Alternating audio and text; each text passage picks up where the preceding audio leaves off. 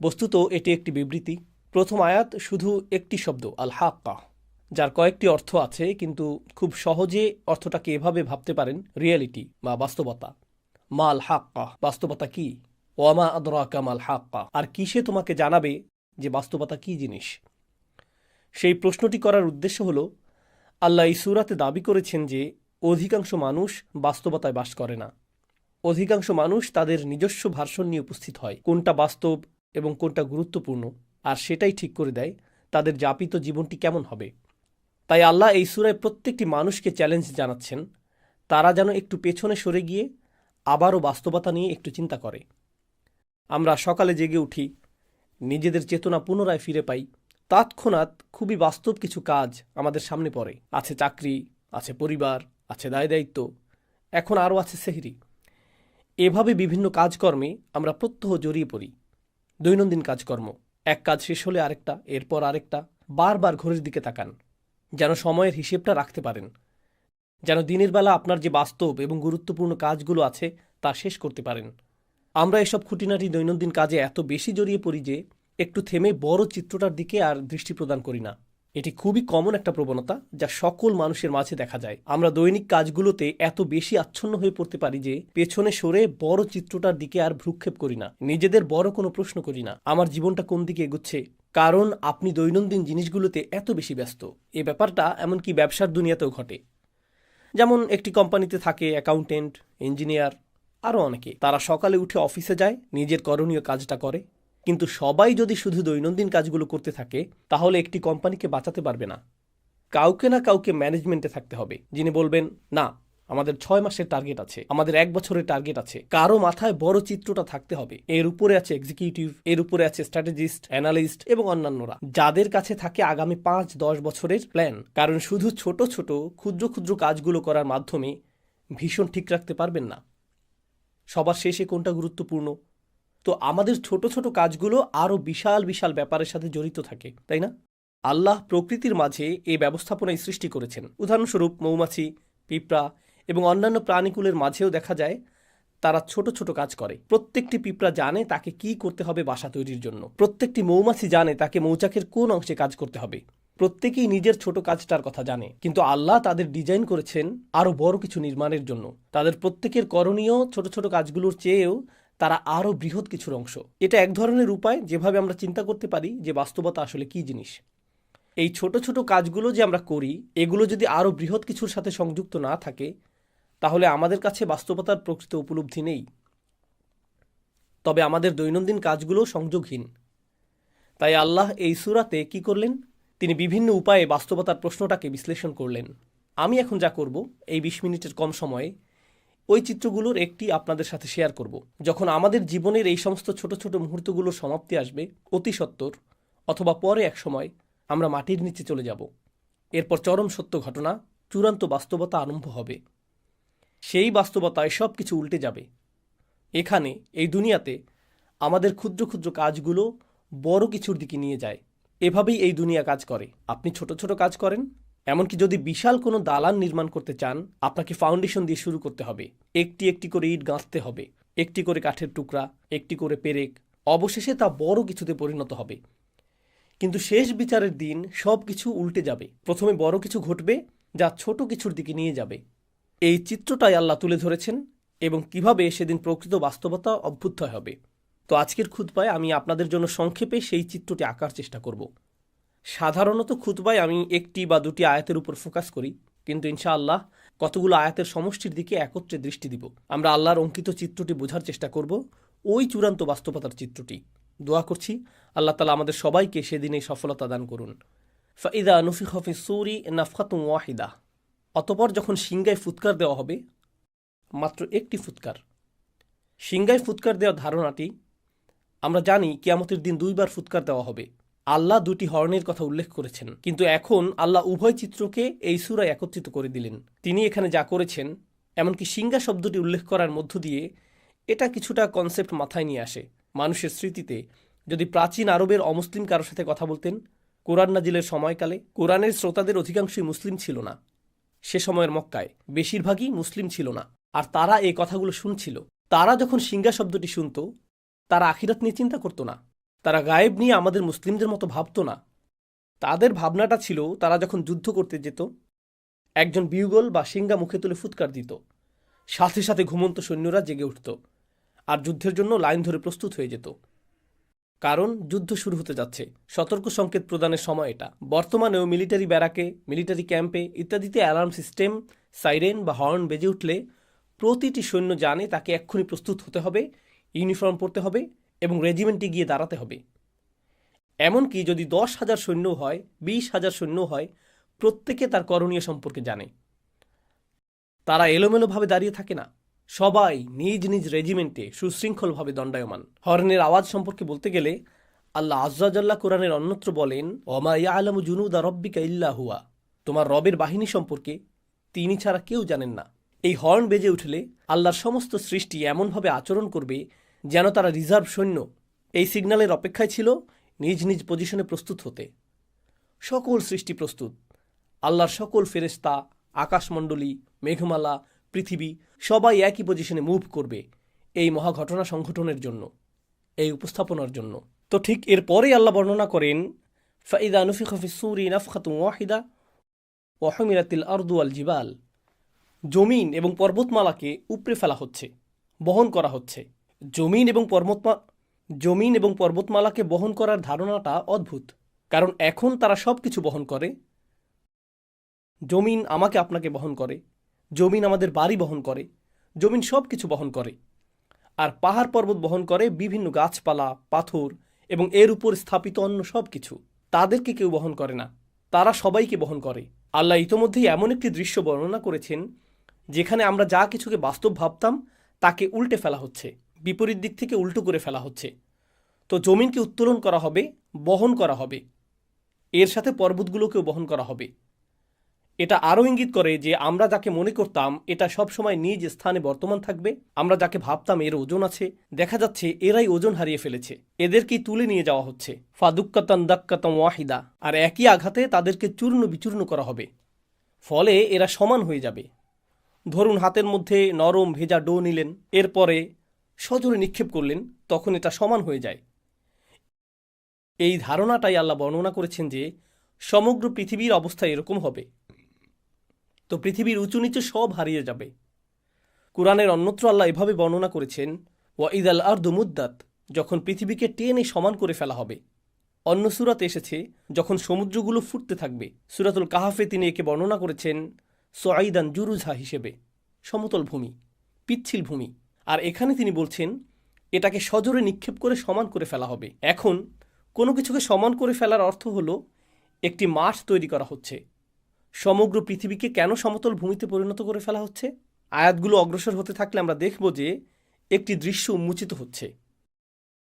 তিনি বলেন, ফায়াউমা ইদিন ওয়াকাতিল ওয়াকিয়াহ, ওই দিন আসল ঘটনা সংঘটিত হবে। তিনি ইতোমধ্যেই বলেছেন আল হাক্কাহ, আর এখন বলছেন আল ওয়াকিয়াহ। আল ওয়াকিয়াহ দারুণ আকর্ষণীয় একটা শব্দ, কারণ এটি এসেছে ওয়াকি থেকে। ওয়াকি অর্থ ভারী ওজন। তো আল্লাহ বলছেন সেদিন ভারী ওজনের পতন ঘটানো হবে। এটি অদৃশ্য জগৎ থেকে চূড়ান্ত বাস্তবতা পতিত হওয়ার বা ঘটার এক অভিব্যক্তি। কারণ সত্য সবসময় ওজনদার হয়, সত্য গুরুতর, সত্যের সারবত্য আছে, আর মিথ্যা হয় ওজনহীন, ফাঁকা। তো আল্লাহ বলছেন তখন ওজনদার সত্য ড্রপ করা হবে, অর্থাৎ তখন চূড়ান্ত বাস্তবতার অভ্যুদয় হবে। অতপর ওয়ানশাক্কাতিস সামা, এতক্ষণ যা বলেছি তা পৃথিবীতে ঘটতে থাকবে। সমগ্র পৃথিবীকে সমতল ভূমিতে পরিণত করা হবে। এরপর আল্লাহ বলেন ওয়ানশাক্কাতিস সামা, আকাশকে ছিঁড়ে খুলে ফেলা হবে। ইনশিকাক শব্দটি ব্যবহার করা হয় যখন একটি কাপড় নিয়ে মাঝখান থেকে ছিঁড়ে ফেলেন, মাঝখানটা এখন ছিঁড়া, একে বলা হয় ইনশিকাক। আল্লাহ এই শব্দটি ব্যবহার করেছেন আকাশের অবস্থা বর্ণনা করতে। ওয়ানশাক্কাতিস সামা ফাহিয়া ইয়াউমা ইদিন ওয়াহিয়া, এরপর সেদিন এটা খুলে যেতে শুরু করবে। ওয়াল মালাকু আলা আরজালিহা, আকাশ যখন খুলে যেতে শুরু করবে, এই ফাটলটা যখন আবির্ভূত হবে, আল্লাহ বলছেন তখন ফেরেশতারা, সম্ভবত জিবরিল আলাইহিসসালাম দিয়ে শুরু হবে, কারণ এক বচন ব্যবহার করা হয়েছে, কিন্তু এটা ইসমুল জিন্স, যা সবাইকে অন্তর্ভুক্ত করে। যাই হোক, ফেরেশতারা আকাশের ওই উন্মুক্ত অংশে লাইন ধরে থাকবেন। আমি চাই আপনারা গুরুত্ব দিয়ে বুঝুন এখানে কি ঘটছে। প্রাচীন যুগে যখন সেনাবাহিনী কোনো শহর জয় করতে যেত, দেখা যেত যে প্রাচীন শহরগুলোর চারপাশে বিশালাকার দেওয়াল তুলে প্রতিরক্ষা ব্যবস্থা করা হতো। তাদের থাকতো প্রকাণ্ড গেট, তারা গেটগুলো অত্যন্ত মজবুতভাবে নির্মাণ করত, কারণ শত্রুরা তো আর দেওয়াল ভেদ করে আসতে পারবে না, তাদেরকে আসতে হবে গেট ভেঙে। যদি গেট ভেঙে ফেলা হয়, গেট যদি খুলে ফেলা হয়, তার মানে শত্রুপক্ষ শহর জয় করে ফেলেছে। শহরের পতন হয়ে গেলে আগত বাহিনী তথা আক্রমণকারী বাহিনী গেইটের পাশে লাইন ধরে দাঁড়িয়ে যায় সেনাপতিকে স্বাগত জানানোর জন্য বা বিজয়ী রাজাকে স্বাগত জানানোর জন্য। বিজয় উদযাপনের জন্য প্রস্তুতি নেওয়া হচ্ছে, তাই না? আয়াতগুলোর ভাষাতে ঠিক এরকম একটি চিত্র তুলে ধরা হচ্ছে। শুরুতে জমিনকে সমতল করা হচ্ছে, এরপর আকাশকে ছিঁড়ে খুলে ফেলা হচ্ছে। আচ্ছা, আকাশ ছিঁড়ে খুলে ফেলা বলতে কি বোঝানো হচ্ছে? আপনাদের কেউ কেউ সায়েন্সের ছাত্র বা বাচ্চারা যারা সায়েন্স পড়ে জানে যে আকাশ তো খালি জায়গা, এটা তো ফাঁকা। ছিঁড়ে খুলে ফেলা বলতে কি বোঝাচ্ছেন? আল্লাহ এখানে যা বর্ণনা করছেন তা খুব সহজে ডাইমেনশন দিয়ে বুঝতে পারবেন। আমরা আছি দৃশ্যমান ডাইমেনশনে, যেখানে আমরা একে অপরকে দেখতে পারছি, আমরা ভাবছি এটাই বাস্তব। কিন্তু ঠিক এই মুহূর্তে আমাদের সাথে ফেরেশতারা আছেন। ঠিক এই মুহূর্তে কিরামান কাতিবিন, মর্যাদাবান ফেরেশতারা আমাদের সব কিছু লিখে রাখছেন একটি খাতায়। এটি এমনকি কালি দিয়ে লেখা হচ্ছে না, এটি কিতাবুম মারকুম, পেজগুলোতে সেলাই করা হচ্ছে। কারণ কালির ক্ষেত্রে যদি পানি পড়ে লেখাগুলো অস্পষ্ট হয়ে যেতে পারে, বা আঙুল দিয়ে ঘষা দিলেও দাগ পড়ে যেতে পারে। কিন্তু লেখা যদি সেলাই করা হয়, আমরা যাকে বলি এমব্রয়ডারি, আমাদের কাজগুলোকে পাতাগুলোতে এমব্রয়ডারি করে নথিভুক্ত করা হচ্ছে কিতাবুম মারকুম। আরবিতে এর নাম রকম। এভাবেই রেকর্ড করা হচ্ছে। এটা ঠিক এখনই ঘটছে, কিন্তু আমরা তা দেখতে পাচ্ছি না, কারণ এটা ঘটছে একটি পর্দার ওপরে। এই পর্দার নাম হলো গাইব, গাইবের পর্দা। এজন্য গাইবের ধারণাটা কি ঘটবে বিচার দিবসে। ফাকাশাফনা আনকা গিতাআক, সূরা কাফে যেমন এসেছে। তিনি বলেছেন, আমি পর্দা সরিয়ে দিয়েছি, তোমার সামনে যে পর্দা ছিল তা আমি সরিয়ে দিয়েছি। অতএব এই মুহূর্তে চোখের সামনে একটি পর্দা আছে যা আমাকে অদৃশ্য জগৎ দেখতে বাধা দিচ্ছে। ঠিক একইভাবে যখন কোনো ডাক্তারের কাছে যান, ওনারা যখন এক্স রে করেন, তারা এক্স রে মেশিনের ভেতর দিয়ে এমন কিছু দেখেন যা আপনি এই মুহূর্তে দেখতে পাচ্ছি না। একটি লেন্স থাকে, একটি ডিভাইস থাকে যা অদৃশ্য পর্দা দূর করে দেয়। ফলে আপনি শরীরের ভেতরের জিনিসও দেখতে পাচ্ছেন, যা অন্যথায় দেখা সম্ভব ছিল না। একই ব্যাপার মিলিটারি প্রযুক্তিতেও দেখা যায়। তারা থার্মাল গগলস পরিধান করে, যেটা দিয়ে আপনি দেয়াল ভেদ করে দেখতে পাবেন যে অন্য পাশে কতজন লোক আছে বা এরকম কিছু। তো ধারণাটা অনেকটা এরকম। আল্লাহ বলছেন, অদৃশ্যের পর্দা ছিঁড়ে খুলে ফেলা হচ্ছে। অদৃশ্যের ওপারে কি আছে? ফেরেশতারা, অদৃশ্য জগৎ। তারা তখন দৃশ্যমান জগতে প্রবেশ করতে থাকবেন। তখন প্রথমবারের মতো মানবজাতি ফেরেশতাদের দেখতে পাবে শেষ বিচারের দিন। আকাশ ছিঁড়ে যে গেটটি খুলে ফেলা হয়েছে, আল্লাহ বলছেন ফেরেশতারা ওই গেটের সকল পাশে লাইন ধরে উপস্থিত হবেন। ওয়াল মালাকু আলা আরজাইহা ওয়া ইয়াহমিলু আরশা রাব্বিকা ফাওকাহুম ইয়াওমাইযিন সামানিয়া। এবং আরশ, আল্লাহর রাজ সিংহাসন, সেদিন বহন করা হবে 8 জন দিয়ে। এই 8 জন কারা সে বিষয়টা আল্লাহ বর্ণনা করেননি, কিন্তু মুফাসসিরগণ বলেন ওনারা 8 জন বিশেষ ফেরেশতা যারা আল্লাহর আরশ বহন করার দায়িত্বে নিয়োজিত।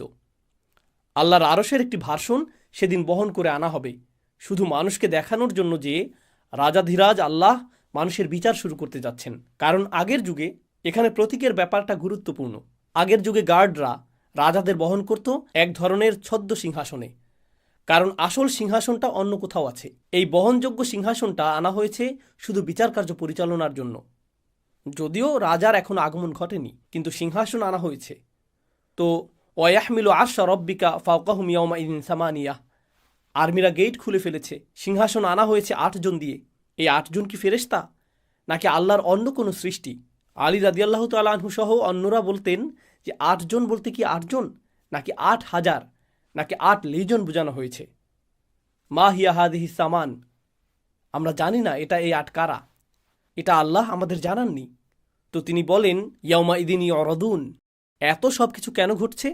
কেন সমগ্র ভূপৃষ্ঠকে সজোরে সমান করে ফেলা হচ্ছে? কেন আকাশ ছিঁড়ে খুলে ফেলা হচ্ছে? হঠাৎ করে কেন ফেরেশতারা সব উপস্থিত হচ্ছেন? কেন সিংহাসন আনা হচ্ছে? এই সমস্ত কিছু কেন ঘটছে? ইয়াউমাইদিন তুরাদুন, সেদিন তোমাদের সকলকে, তিনি আমাকে বলছেন, আপনাকে বলছেন, সেদিন তোমাদের সকলকে হাজির করা হবে। তুরাদুন লা তাখফা মিনকুম খাফিয়াহ, তোমাদের কোনো গোপনীয়তাই আজ আর গোপন থাকবে না। তো আপনারা লক্ষ্য করছেন বিশাল বিশাল ব্যাপার ঘটছে। এরপর হঠাৎ করে একেবারে ক্ষুদ্র বিষয়গুলো, যা সমগ্র দুনিয়ার কাছে গোপন ছিল, যা আমি আপনি ছাড়া কেউ জানতো না, যা আমি বলেছি, যা আমি করেছি, যে নিয়ত আমার ছিল, যদিও মানুষ আমার কাজ দেখেছে কিন্তু আমার নিয়ত দেখেনি, ওইটা গুপ্ত ছিল।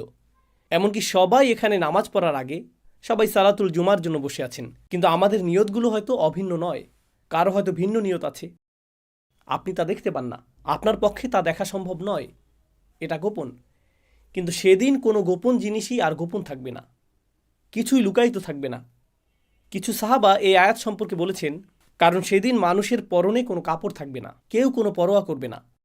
আল্লাহ শুধু মানুষের আমলগুলো উন্মুক্ত করবেন না, আল্লাহ তাদের নিজেদেরকে উন্মুক্ত করে দিবেন। তো লা তাখফা মিনকুম খাফিয়া। এখন ব্যাপারটা এমন যেন এই বিশাল ঘটনা, আকাশ এবং সমগ্র পৃথিবীকে নতুন করে সাজানো হয়েছে, নতুনভাবে ইঞ্জিনিয়ারিং করা হয়েছে। এই সমস্ত কিছুর উদ্দেশ্য হলো আমি এবং আপনি। এই সমস্ত কিছুর উদ্দেশ্য হলো যেন আমি আপনি আল্লাহর সামনে দণ্ডায়মান হই এবং বিচারের সম্মুখীন হই। এই সমস্ত কিছু হলো ঘটনার পূর্ব প্রস্তুতি।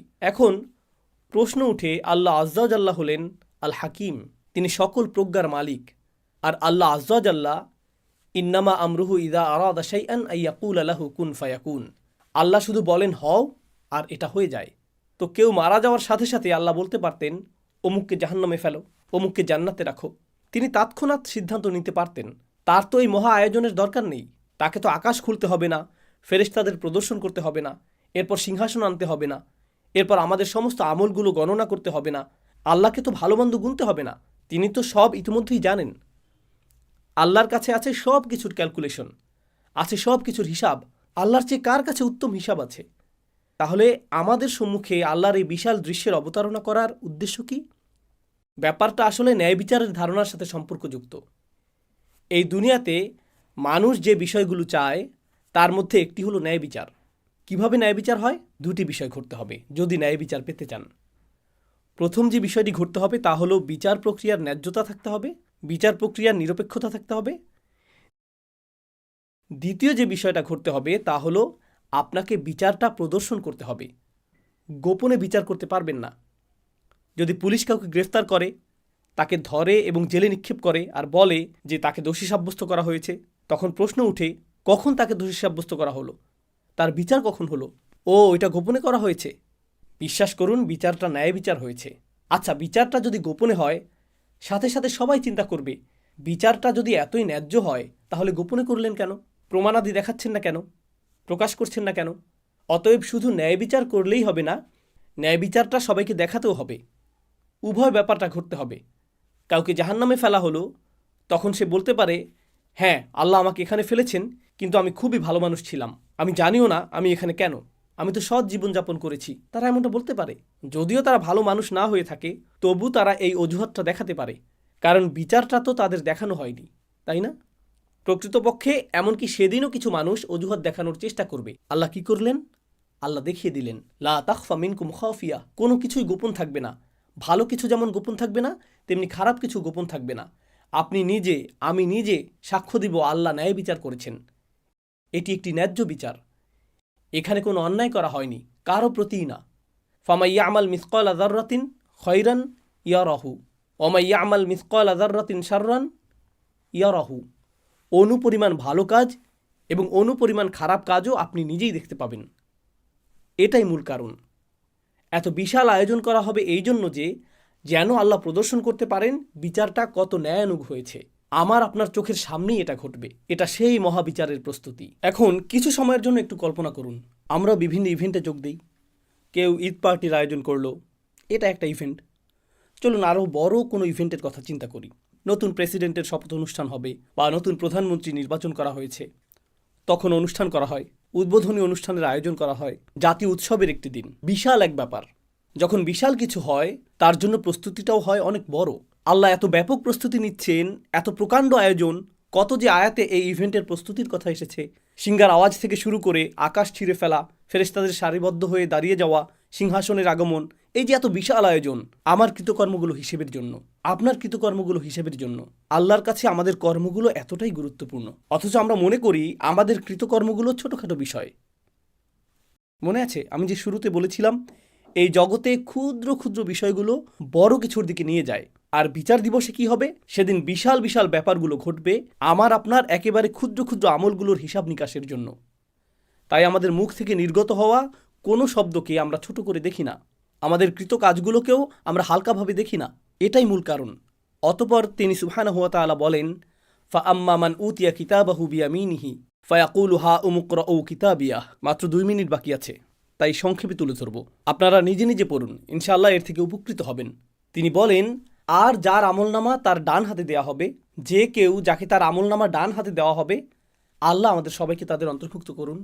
তো কেউ যখন তার ডান হাতে নিজ কৃতকর্মের খাতাটি পাবে, আল্লাহ বর্ণনা করেন, হা উম হা উম।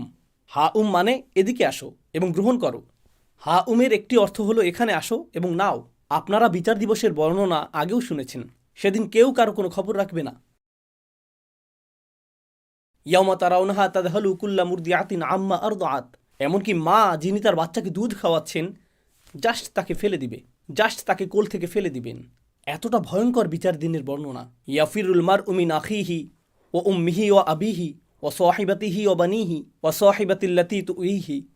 আপনি আপনার মা থেকে পালাবেন, বাবা থেকে পালাবেন, ভাই থেকে, স্বামী স্ত্রী থেকে, আপনি আপনার সমগ্র গ্রামবাসী থেকে পালাবেন, পরিচিত সকল মানুষ থেকে। তাদের দেখলেই উল্টো দিকে পালিয়ে যাবেন, কারো ব্যাপারে কোনো পরোয়া করবেন না।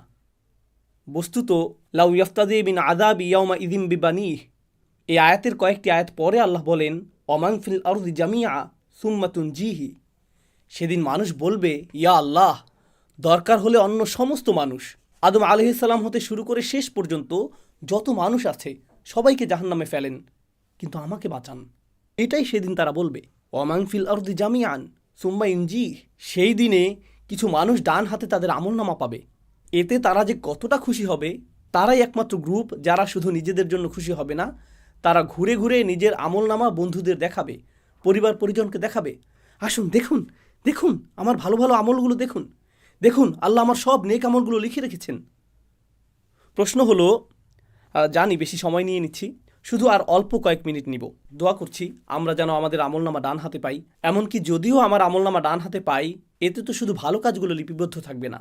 আমি তো আর ফেরেশতা না, আমার জীবনে ভুল ত্রুটি আছে, এমন সব কাজ করেছি যা নিয়ে আমি লজ্জিত, ওই কাজগুলোও তো লেখা আছে। যখন এরকম ভালো এবং খারাপ উভয় ধরনের কাজগুলো লিপিবদ্ধ থাকবে, সমগ্র জীবনের কাউকে কি আমি দেখাতে চাইব? সে তখন পৃষ্ঠা উল্টিয়ে বলবে, আরে এটা কি, তুমি এই জঘন্য কাজটাও করেছো? তাহলে লোকটা নিজের আমলনামা অন্যদের কেন খুশি মনে দেখাতে চাইবে?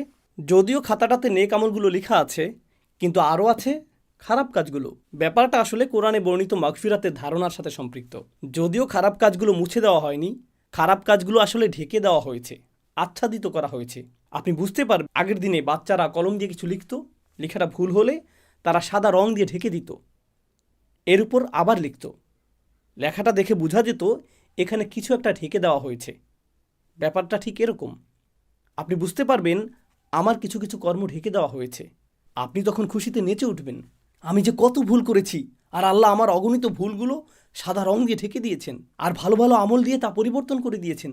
দেখুন আল্লাহ আমাকে কতটা মায়া করেন, আল্লাহ আমাকে কত শতবার ক্ষমা করেছেন, আল্লাহ কতটা দয়াবান। আবার এমন কিছু আমল থাকবে, কাজটা আপনার কাছে খুবই ক্ষুদ্র মনে হয়েছিল, খুবই সামান্য সাদাকা, নগণ্য কাজ, একজনকে সামান্য সাহায্য করেছিলেন, কারো দিকে তাকিয়ে মুচকি হেসেছিলেন, রাস্তায় কারো প্রতি দয়া দেখিয়েছিলেন, কারো সাথে শুধু সুন্দর কথা বলেছিলেন, সামান্য কিছু।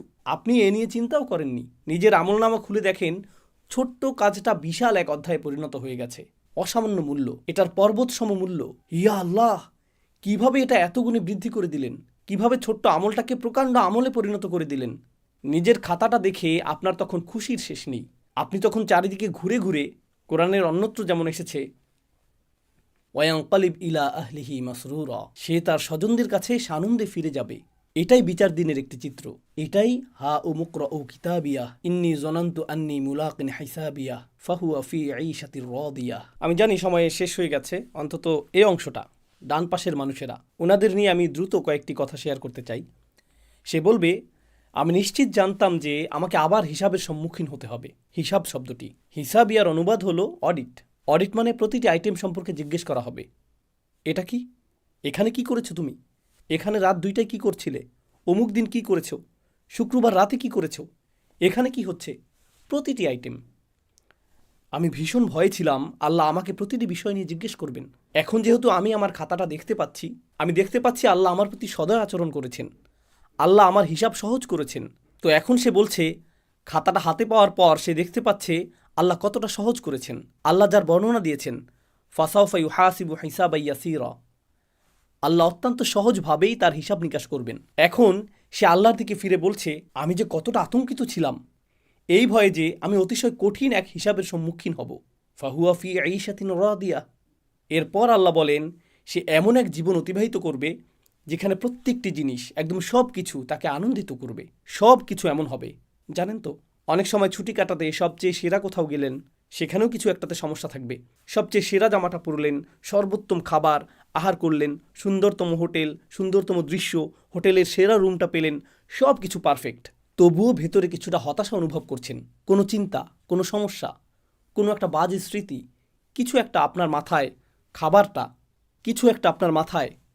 খাবারটা আসলে এতটা সুস্বাদু লাগছে না। কারণ কিছু একটা এখনো অনুপস্থিত। কারণ সম্পূর্ণরূপে সন্তুষ্ট হওয়া, পুরোপুরি সুখী হওয়া, এটাকে প্রায় অসম্ভব মনে হয় মানুষের জন্য। সম্পূর্ণরূপে, পুরোপুরি, সকল দিক থেকে সুখী হওয়া অসম্ভব। সব সময় কিছু না কিছু থাকবেই যা এই সুখটাকে হ্রাস করে দিবে, অল্প পরিমাণে, কিছুটা ক্ষুদ্রাকারে। লাকাদ খলাকনাল ইনসানা ফি কাবাদ। আল্লাহ জান্নাতের জীবনটাকে যে কতটা মুবালাগা সহকারে বর্ণনা করেছেন, কতটা অতিরঞ্জন সহকারে বর্ণনা করেছেন, তিনি বলেননি মানুষটা সুখী হবে, বরং তিনি বলেছেন জীবনটা নিজেই তৃপ্তিকর হবে। তিনি বলেননি ফাহুয়া রাদিন ফি ঈশাতিল জান্নাহ, সে জান্নাতের জীবনে পরিতৃপ্ত হবে, বরং তিনি বলেছেন ফাহুয়া ফি ঈশাতিন রাদিয়া, যা খুবই অদ্ভুত ইস্তিআরাহ, যা ইঙ্গিত করছে জান্নাতের প্রতিটি অংশ, জান্নাতের প্রতিটি অভিজ্ঞতা আপনাকে একেবারে সম্পূর্ণরূপে পরিতৃপ্ত করে দিবে, সম্পূর্ণরূপে সুখী করে দিবে, প্রতিবার শতভাগ তৃপ্তি এনে দিবে। ধরুন কাউকে একটু উপহার দিলেন, সে অতি কষ্টে একটু হাসি দিয়ে বলবে থ্যাংক ইউ। কি, পছন্দ হয়নি? জি হয়েছে, আমি আসলে অনেক চাপে আছি। আপনি তখন, কী লাভ হলো, তোমাকে উপহার দিলাম আর তুমি এখনও মুখ কালো করে আছো, তোমাকে খুশি করা অসম্ভব, এই জীবনে এটা সম্ভব না। আপনি সম্পূর্ণরূপে পরিতুষ্ট হতে পারবেন না। ফাহুয়া ফি ঈশাতিন রাদিয়া ফি জান্নাতিন আলিয়া কুতুফুহা দানিয়া। প্রতিজ্ঞা করছি এটাই শেষ কথা। মহান আল্লাহ বলেন, তারা সুউচ্চ উদ্যানে অবস্থান করবে, তারা একটি সুউচ্চ উদ্যানে অবস্থান করবে। কোরআনের অন্যত্রও আল্লাহ উদ্যানের কথা বলেছেন, কিন্তু এখানে তিনি শুধুমাত্র উদ্যানের কথা বলছেন না, তিনি এটাকে বলছেন সুউচ্চ উদ্যান। বিষয়টা কৌতূহল জাগ্রতকারী, কারণ আলিয়াহ শব্দটি আক্ষরিক এবং রূপক উভয় অর্থেই ব্যবহৃত হতে পারে। এর মানে কি, এটি হবে এমন একটি বাগান, এটি শুধুমাত্র সুউচ্চই না, এর ফলে আপনি চমৎকার একটা ভিউ পাবেন। এটি হলো একটি আর্থ। আর আমরা জানি যে যখন আপনি দর্শনীয় কোনো স্থানে যান, যখন আপনি পাহাড়ের চূড়ায় ওঠেন, আপনি যদি কখনো হাইকিংয়ে গিয়ে থাকেন অথবা গাড়ি চালিয়ে দূরে কোথাও যান যেখানে চমৎকার ভিউ রয়েছে, যেই মুহূর্তে আপনি চমৎকার কোনো ভিউ দেখতে পান, নিজের ভেতরে একটা প্রশান্তি লাভ করেন। সেখানে দাঁড়িয়ে পরিবেশটা অনুভব করতেই ভালো লাগে। এমনকি আপনি যখন গাড়ি চালিয়ে দূরে ভ্রমণ করেন, কোথাও কোথাও দর্শনীয় কিছু স্থান থাকে যেখানে আপনি কিছুক্ষণের জন্য রাস্তার পাশে গাড়ি পার্ক করেন, যদিও আপনার তাড়া থাকে, কিন্তু আপনি বলেন শুধু এক মিনিট, এক মুহূর্তের জন্য দৃশ্যটা দেখে নেই, এক মুহূর্তের জন্য দৃশ্যটা দেখে নেই। সকলেই আমরা থেমে যাই। আর আপনি যখন উঁচু কোনো স্থানে অবস্থান করেন তখন কিছুটা সাকিনাহ অনুভব করেন। আল্লাহ বলছেন জান্নাতিন আলিয়া। প্রত্যেকবার যখন আপনি বাইরে তাকান আপনার হৃদয়ে প্রশান্তি যুক্ত হতে থাকে, স্বস্তি যুক্ত হতে থাকে। এর দ্বারা এটাও বোঝায় যে জান্নাতে যত দূর দেখা যাবে সবই হবে আপনার, আপনি এর চূড়ায় থাকবেন, আর যত দূর দেখা যাবে সব দিক থেকে এটা হবে আপনার রাজত্ব। ফাহুয়া ফি জান্নাতিন আলিয়া। তবে এর আরও অর্থ রয়েছে। এটা এমন উদ্যান যা হবে অত্যন্ত অভিজাত। আপনারা হয়তো এরকম কথা শুনেছেন, এরা উঁচু স্তরের মানুষ, এদের অবস্থান অনেক উঁচুতে, এরা উঁচু সমাজের মানুষ। আপনি যদি সমাজের উঁচু স্তরে অবস্থান না করেন, তারপরেও যদি উঁচু স্তরের কোনো বিবাহ বা অনুষ্ঠানের নিমন্ত্রণ পান, আপনি সেখানে প্রবেশ করেন আর ভাবেন ওয়াও, এই স্থানটি কল্পনাতুল্য, জানি না এর জন্য উপযুক্ত পোশাক পরেছি কিনা, আমার তুলনায় স্থানটি অনেক বেশি জাঁকজমকপূর্ণ, আমি কোনো কিছু নষ্ট করতে চাই না, আমি কি এখানে বসতে পারবো, সোফাটি অনেক দামি মনে হচ্ছে, আর জানি না এখানে থাকতে পারবো কিনা। তো আপনি অস্বস্তি বোধ করেন, কারণ এটা অতি উঁচু স্তরের, অতি অভিজাত। উদাহরণস্বরূপ আপনি পরিপাটি কোনো জাদুঘরে গেলেন যেখানে লেখা থাকে স্পর্শ করা নিষেধ। এমনকি স্পর্শ করা নিষেধ লেখা না থাকলেও আপনি যখন কোনো বিলাসবহুল অট্টালিকাতে প্রবেশ করেন, স্পর্শ করা নিষেধ কথাটি আপনি নিজের ভেতরেই অনুভব করেন। আমাকে সতর্ক হতে হবে, আমি কি জুতা খুলে প্রবেশ করব, আমি কি ওখানে যাব, আপনি তখন অতিরিক্ত সতর্ক থাকেন। কিন্তু আপনি যদি অতিরিক্ত সতর্ক থাকেন, আপনি অস্বাভাবিক বোধ করবেন, কারণ আপনি তাল মিলিয়ে চলতে পারছেন না। তো আল্লাহ সেখানে কি করবেন? আল্লাহ আপনাকে তৎক্ষণাৎ স্বাভাবিক বোধ করাবেন। তিনি বলেছেন, কুতুফুহা দানিয়াহ, ফলগুলো আপনার কাছে চলে আসবে এবং তৎক্ষণাৎ তা আপনার সামনে পরিবেশন করা হবে। সুবহানাল্লাহ। তো আপনার মনে হবে না যে আপনি অস্বস্তিকর অবস্থায় রয়েছেন। না না না, আপনাকে সেই স্থানের প্রতি সম্মান প্রদর্শন করতে হবে না, বরং সেই স্থানটি আপনাকে সম্মান প্রদর্শন করবে। কুতুফুহা দানিয়াহ। তিনি বলেছেন, কুলু ওয়াশরাবু হানিয়াম বিমা আসলাফতুম ফিল আইয়ামিল খালিয়াহ। এখন খাও এবং পান করো তৃপ্তি সহকারে, নিশ্চিন্তে উপভোগ করো, রিল্যাক্স। কোরআনের অন্যত্র আল্লাহ জান্নাতের এমন কাপের কথা উল্লেখ করেছেন যা থেকে পানীয় উথলে পড়ছে, অর্থাৎ পানীয় ছিটকে পড়ছে কিনা সেটাও আপনি লক্ষ্য করছেন না। এটা লক্ষণীয় কোনো বিষয় হবে না। আপনারা একে অপরের সাথে খেলা করবেন, আপনারা হাসি ঠাট্টা করবেন, খেলা করবেন, তখন সকলে মিলে খাবার উপভোগ করবেন, একে অপরের সঙ্গ উপভোগ করবেন। আল্লাহ বিচার দিবসের এই দৃশ্যপটটি উল্লেখ করেছেন। বিচার দিবসের ঠিক পরের অবস্থা, তখন মানুষ অত্যন্ত আতঙ্কিত থাকবে এই জন্য যে সে হিসাবের সম্মুখীন হবে। ফাহুয়া ফি আইশাতিন রাদিয়াহ ফি জান্নাতিন আলিয়াহ কুতুফুহা দানিয়াহ কুলু ওয়াশরাবু হানিয়াম বিমা আসলাফতুম ফিল আইয়ামিল খালিয়াহ। সেই দিনগুলো যা অতিবাহিত হয়ে গিয়েছে, যা শূন্য হয়ে গিয়েছে, প্রতিনিয়ত এই দিনগুলো শূন্য হয়ে যাচ্ছে। আপনি একদিন পেছনে ফিরে যেতে পারবেন না, আপনি এক সপ্তাহ পেছনে ফিরে যেতে পারবেন না। গত কয়েকদিনের কথা চিন্তা করুন। আমরা হিসাব রাখতে পারছি না, সময় এত এত দ্রুত এগিয়ে যাচ্ছে। তো এই দিনগুলো হবে এরকম, আপনি পেছনে ফিরে তাকাবেন আর জীবনকে মনে হবে এটা যেন একটা বোতল যা দ্রুত শূন্য করা হয়েছে। আল্লাহ এই ধারণাটিকেই এখানে বর্ণনা করেছেন। এর উদ্দেশ্য হলো যাতে আপনি এবং আমি উপলব্ধি করতে পারি যে এই পৃথিবীতে আমাদের হাতে যে কয়েকদিন সময় রয়েছে, আসুন এর সর্বোত্তম ব্যবহার করি, যাতে আমার আমলনামাটি এমন কৃতকর্ম দিয়ে পরিপূর্ণ করতে পারি যার ফলে আমরা তা উন্মুক্ত করে অন্য একজনকে দেখাতে পারবো যে দেখো আমি কত চমৎকার কাজ করেছি, আর আল্লাহ আমার প্রতি অসম্ভব করুণা করেছেন। আল্লাহ আজ্জাজাল্লাহ আমাদের সকলকে ডান দিকের অধিবাসীদের অন্তর্ভুক্ত করুন, যারা ডান হাতে আমলনামা গ্রহণ করবেন। আর মহান আল্লাহ আমাদেরকে মিলিত করুন তার জান্নাতে, চমৎকার সুউচ্চ সেই উদ্যানে। বারাকাল্লাহু লি ওয়া লাকুম ফিল কুরআনিল হাকিম ওয়া নাফা'নি ওয়া ইয়্যাকুম বিল আয়াতি ওয়া যিকরিল হাকিম।